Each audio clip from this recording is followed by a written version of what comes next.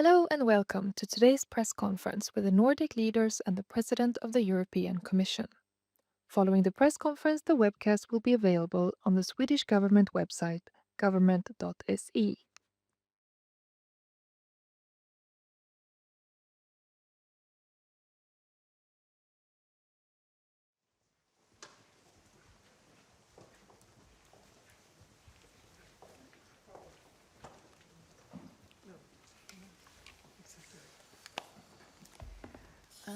Good morning, everyone, and warmly welcome to this press conference with Nordic leaders and the President of the European Commission. My name is Anne Sjöholm, and I work at the Prime Minister's office in Finland. We will start with brief remarks, and then we'll have time for a few questions. And because Sweden is hosting the meeting, we'll give the floor first to the Swedish Prime Minister. Please. Thank you so much, and most welcome to all of you, and welcome to Sweden for this Nordic Council or Ministers meeting. And allow me first of all to greet Ursula von der Leyen. Extra welcome to the Nordics. International cooperation is really very rewarding, but it is sometimes also slightly frustrating. And I guess nobody in Europe knows that better than you do. So we want to tell you that we do appreciate your temperament and your honest sense of urgency in the world we live right now. Europe needs it and you right now. So most welcome to Stockholm. Today's meeting has covered how to enhance our common security and competitiveness in times where European and Nordic cooperation is more important and closer than ever before. The Nordic region is one of the most competitive regions in the world. In fact, as a club, we are the world's 12th largest economy, and in that sense, big enough to be part of the G20. We are world leaders in industrial innovation, in green technology, mobility, digitalization, and not least, forestry. We have a strong legacy as leading democracies, and we rank very high for quality of life, innovation, and happiness. We take full responsibility for our own security, and we do support Ukraine for them and for ourselves. And during the meeting today, we have reaffirmed our ambition to become the world's most integrated region by 2030. Thank you so much. And now over to you, or over to Ursula. Over to our distinguished guest. Yeah, thank you very much. Thank you very much, all of you, for inviting me here to the meeting of the Nordic Council. I think of the Nordic countries as the Polaris of the North, we would say the North Star of Europe, because very often you show the way. First on readiness and preparedness. I think we can all agree no one does it like you. In the North, readiness runs through society. From the shelters in Helsinki to the Cadet Academy in Copenhagen. I've seen it for myself. Just last week in the European Council, we decided to move forward on Europe's roadmap for defense readiness by 2030. And after that, we discussed how to maintain our strong support to Ukraine. Your support will be essential, as it has been essential in reaching our goals. And of course, our experience and is fed by your experience and your knowledge on that. It goes from monitoring the Arctic in the north to deterring a rogue neighbor in the east. And all this will serve as a guide for all of Europe. My second point is on competitiveness. Our dinner with business leaders in Sweden was very informative. For me, I heard a lot of inspiring stories yesterday, because here is excellence in the room. But I was just as interested in the challenges as I was in the progress that has been shown forward. We know what hinders competitiveness in the European Union. There's a clear lack of access to capital for scale-ups. There's red tape, permits take too long, a fragmented single market and high energy costs. We're working very hard on all these topics across all strands to simplify, to clarify, and to accelerate. Here our guiding star is the Draghi report, and together we're preparing our clean tech future. And here again, we're looking at the Nordics. Not long ago, your region depended heavily on fossil fuels. Today, 99% of Sweden's electricity is coming from renewables and nuclear. And that is a lesson to learn for all of Europe. You stayed focused, you stayed the course on the targets of climate neutrality, but you're flexible on the way how to get there. And then you succeed. You have turned the climate debate and the competitiveness debate into one, and that's the right way to go. Because clean tech is where smart money goes. We want the future of clean tech to be made here in Europe. And for this, we must retain our industries, our talents, and our jobs. In a world of fierce, often unfair competition, we must support more clean products made in Europe, strengthen key sectors from cars to batteries, and secure access to the critical raw materials with our new Resource EU plan. That's the goal, and we will stay firmly focused on it. Thank you very much. Okay, thank you. Finland and Åland are co-hosting the presidency of the Nordic Council of Ministers this year. So next, we will hear from the Prime Minister of Finland and then from the head of government of Åland. So Prime Minister Orpo, please. Thank you so much. It is great to be here today. Thank you all for hosting us. This morning we had the second Nordic Prime Minister meeting during the presidency of Finland and Åland Islands. I believe it is the first time we had the President of the European Commission as our main guest. I want to thank you, Ursula, for being here today, and thank you also for your wise words. The war in Ukraine and Russia's reckless behavior at the Baltic Sea region have made our region a hotspot. This has changed our work in the European Union and our work amongst the Nordics. The small countries of this region know that we need to work together to be stronger. And this is what we have also discussed today. Our second theme today was competitiveness. For me, it is also a key theme. We, the Nordics, can be considered as forerunners in competitiveness. We created free movement for our citizens decades before the Schengen Agreement. We are leaders in innovation and in areas like clean energy and technology, but we need to do more.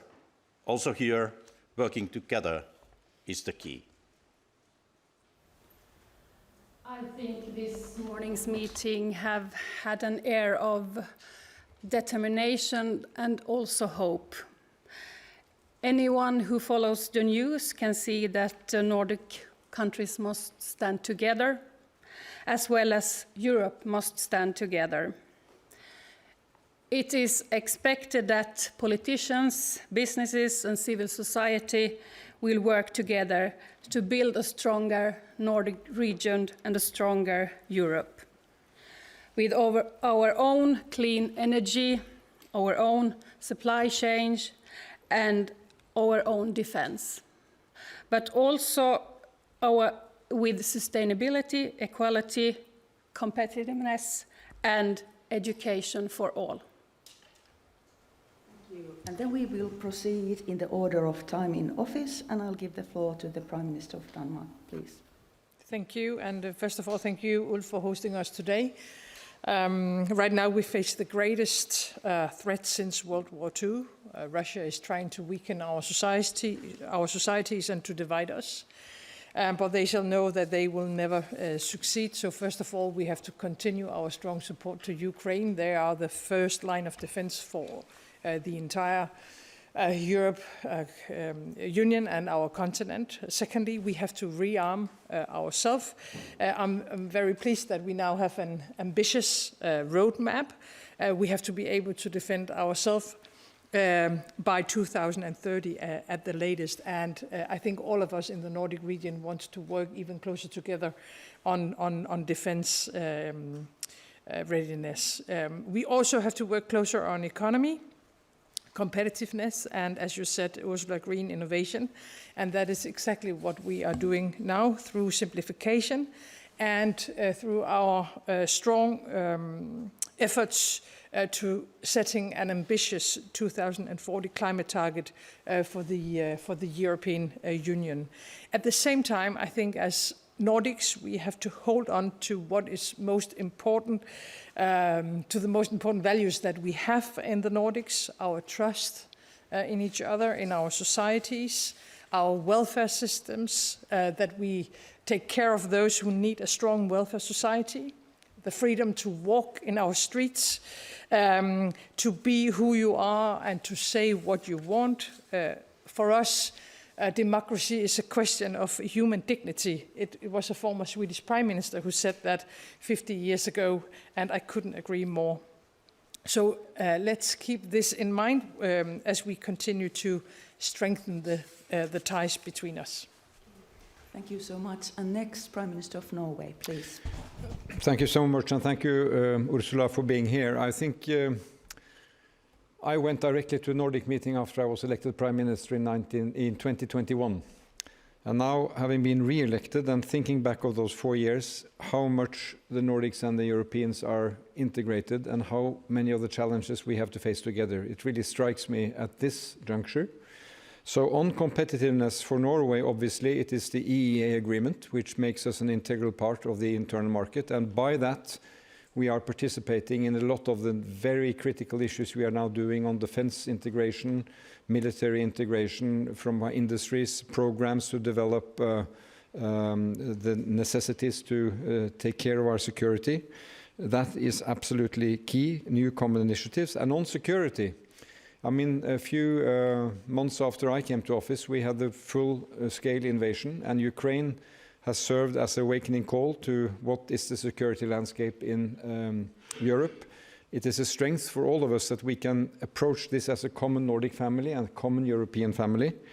So supporting Ukraine, doing it in the smart way, I think we, the Nordic countries, probably have the most experience in that because we are doing known things, and we are also innovating in the way we do our support to Ukraine, and I know that that is also being reflected in the broader European approach.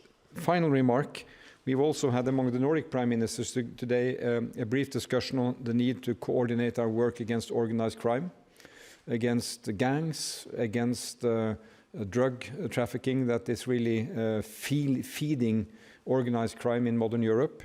I'm very happy to see that among the Nordic countries we have police intelligence working closely together. That is important, and we have to deepen that. And also, you know, a theme of protecting our youth. We discussed at the meeting with the President. Some of us are now putting proposals out for an age limit to access social media, which is also an important part of looking after what I would say daily life security of our youth. Improving their school results, improving their mental health. There's no way around addressing this issue. And by doing it together in this family, we also stand stronger. Thank you. Thank you. And then Prime Minister of Faroe Islands, please. Thank you. And thank you, Ulf, for hosting us in Stockholm. I am also very pleased that EU-Commission President von der Leyen is here today. The EU and the Nordics are not just close neighbors, but close partners united by democracy, the rule of law, and human rights. In these uncertain times, it is more important than ever to meet with like-minded partners. Let me briefly highlight two key points from today's meeting. First, we discussed strengthening our security, and Europe must do more, and NATO remains the backbone of our security. The Faroe Islands are committed to supporting regional stability and transatlantic security. We actively contribute to allied initiatives and providing port and airport access and participating in joint NATO exercises. Second, we focused on competitiveness. Europe and Nordics are known for high standards and fair competition, but we must find the right balance. Deregulation and simplification is important, so we don't fall behind global players like India and China. Thank you. Thank you. And then last but not least, Prime Minister of Iceland, please. Thank you. I guess being the last, I can echo what a lot of people have been saying here. I think it's been exceptional to have a leader like Ursula at the European Union at this time. It's a tricky leadership to be had, to speak positively about sometimes a negative development. But obviously Iceland isn't part of the EU, but like Norway is a part of the EEA. This is our biggest trading partner. And so we value any relationship that deepens that market. I also want to comment just shortly on security concerns, because obviously Iceland has been very active in the support to Ukraine. I mean, we are a small nation, so in absolute matters, it will never be great. But in terms of signaling, it's important that we understand the threats that are transpiring. But our message has also been to this group, both the Nordics, but also at the EU level and at the NATO level, that people need to be looking north as well. They need to be looking up. If we see threats from Russia, we should also be looking at those threats from the north. And I was very recently just in Greenland, and we were having these similar discussions, and the Prime Minister of Denmark and I have also discussed this, that we can't be naive in that region either.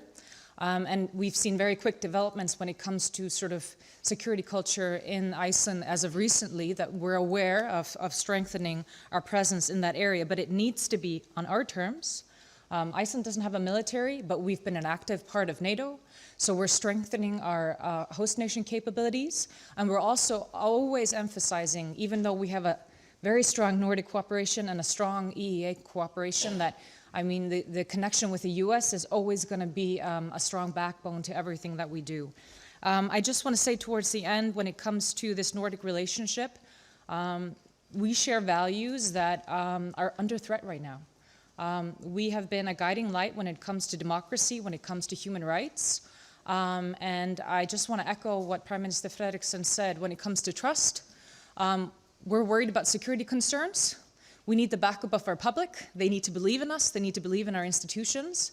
So we're also worried about misinformation, about social media, how we talk to each other. So this is a big political engagement topic that we need to take forward. And I'm looking forward to further collaboration. Thank you. Okay, thank you very much. And now we have time for a few questions. Kindly wait for the microphone and mention your name before asking the questions. And we start with Sveriges Radio. There it is. Right, so my first question is to welcome everyone to Stockholm, first of all. I'm Felicia Hassan, the Baltic Sea correspondent for Swedish radio. And my first question will be to Jonas Gahr Støre and Petteri Orpo. You both have borders with Russia in the north.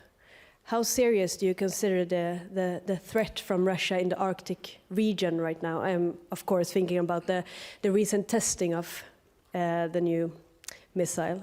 And then to Denmark, Mette Frederiksen, any updates on the drone incidents that happened there last month? Where they came from? Do you still consider the incidents hybrid attacks?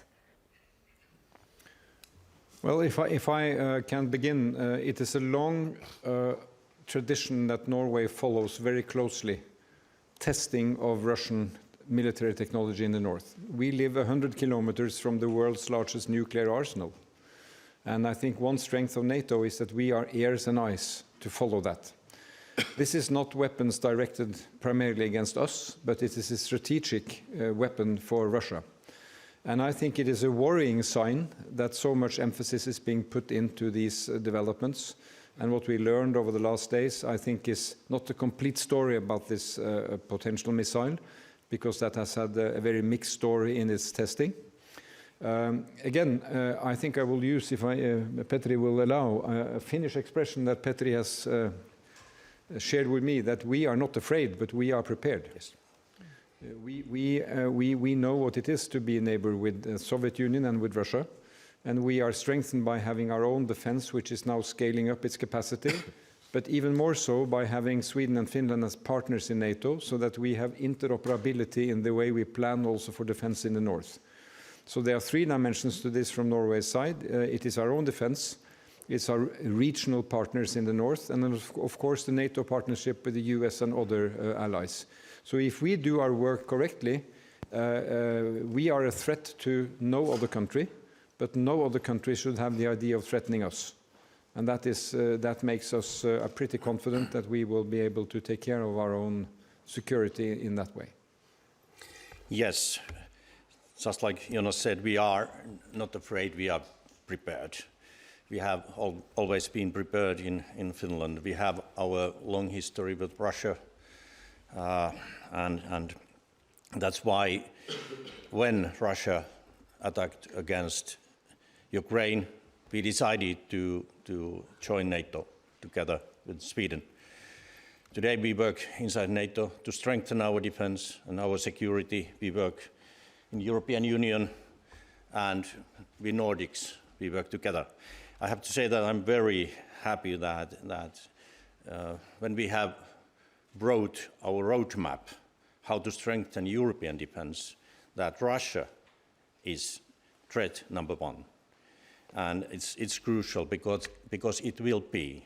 When the war ends in Ukraine, it's clear that Russia will move their forces, military forces, to their western borders, behind our borders. And that's why we have to do even more to strengthen our defense and security inside NATO with our allies, but also together with European Union. It's real threat for us.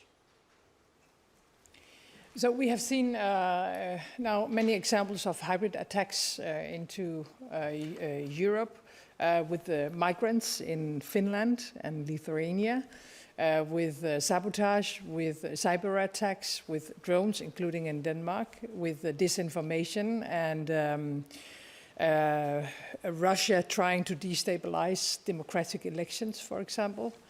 I think it is, if I can put it that way, it's a mistake to try to find a way to conclude on all the different kind of specific operations or attacks, because it's a part of the nature of a hybrid war that the enemy will not tell you who the enemy is, and they will try to attack us in a way so it's almost impossible to put a conclusion on paper. So therefore, I think we have to focus on the pattern in Europe to see all the different kind of events. And then, of course, our authorities, and it goes for all European countries, are looking into the specific events or accidents that are happening. But I think all of us have to remember that this is a part of the hybrid war, that it's extremely difficult to make a conclusion. Okay, thank you. And the second question goes to the Finnish News Agency. Thank you. Anni Keski-Heikkilä. My question is mainly for von der Leyen. Last week, the plan to use frozen assets didn't move forward as quickly as planned. There's now been talks that as another option, the Commission will propose a joint debt solution for helping Ukraine. So will this be an option? And Prime Ministers Ulf Kristersson and Fredriksen, how does this sound to you? So the question is, what are we doing? Why are we doing this?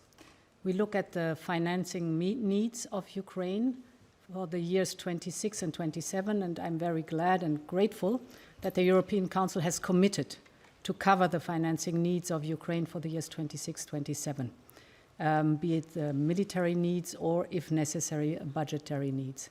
And therefore, I think it is an important step forward that we look at the immobilized Russian assets, because what are we doing? We're looking at the cash balances.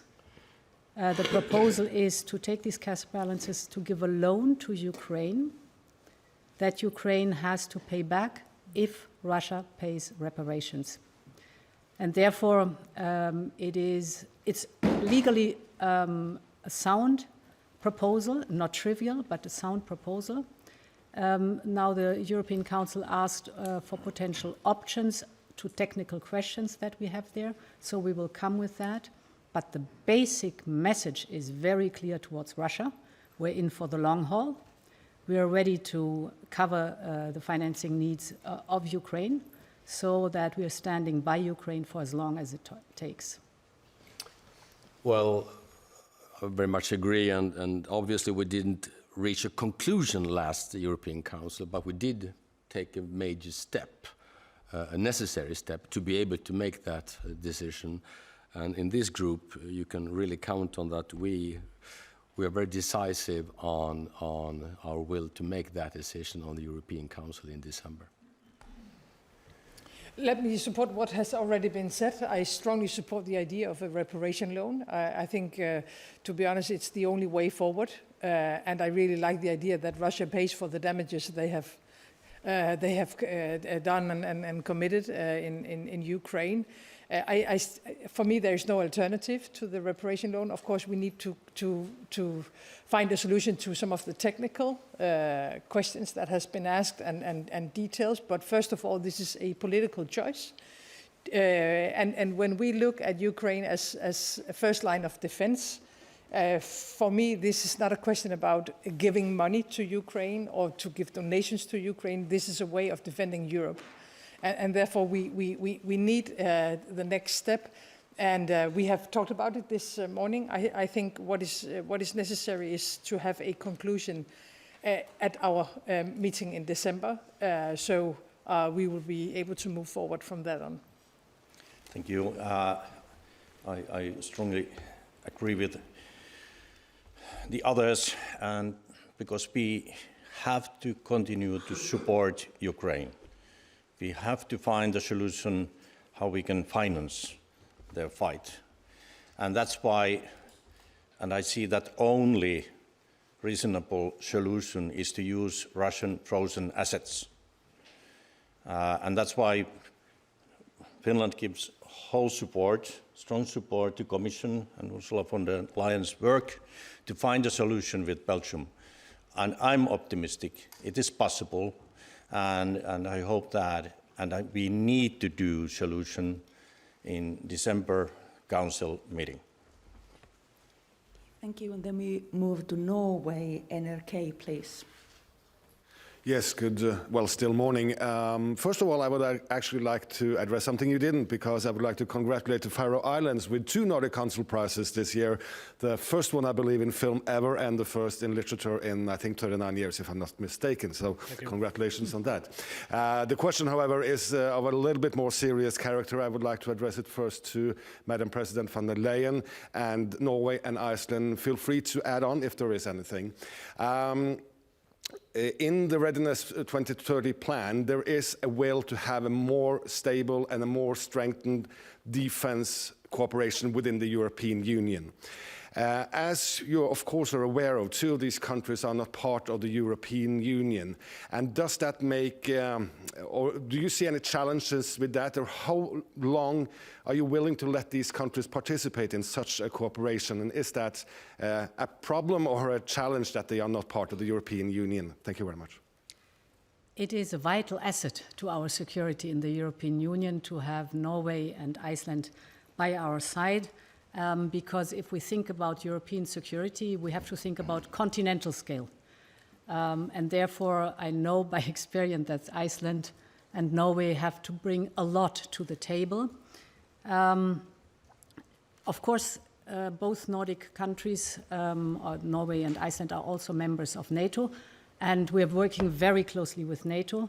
Just an example, NATO set the investment goals of 5%. But of course, it needed the enabling factors in the European Union, like the National Escape Clause and the Safe Funding Program, to make this then happen. And both countries have joined SAFE, the Joint Procurement Program. We have a security and defense partnership signed with Norway. We are in good talks with Iceland. So with all these elements, you hear how important, how vital Norway and Iceland are for our security in the European Union. Well, I'd just like to second what the President has said. I think that President von der Leyen has been very attentive to Norway as a partner. So through the EEA agreement, we have a legal framework that gives the opportunity to also engage in new programs. So on these procurement programs, Norway can contribute, and we can compete for projects which are put out there. And I think this very much follows from our first issue of security, because this is how Europe can deliver on security, that we can much more work in an integrated way on our defense capabilities. And I see that has been very smooth in our relationship with the European Union. And of course, they are, broadly speaking, our NATO allies and partners. So this has been smooth, and it will continue to go that way, I think. I don't really have much to add to both what Ursula and Jonas said. I mean, I think at every level, Europe is reaching out. It's reaching out to like-minded countries. Iceland and Norway have always been a part of the European family, even though we're not fully integrated into the EU. It's been a very, very valuable partnership for us, and I don't see that changing. But we are aware of our strategic position. I mean, our value add when it comes to, for example, NATO has always been where we're situated geographically.